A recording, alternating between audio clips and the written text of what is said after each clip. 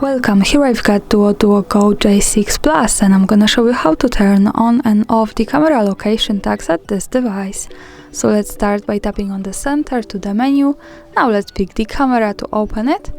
And we are in the standard photo mode. From here let's move to the left corner at the bottom to this button. When we pick it, we can open the advanced camera settings.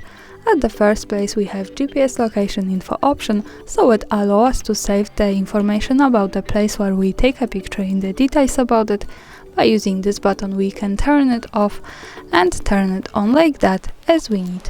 And also here the important information is that to make it work correctly, when we want to save the actual location of our photo, we have to be connected with the internet, for example with the Wi-Fi, and we have to turn on the location of this device, so remember about these two parameters to make it work.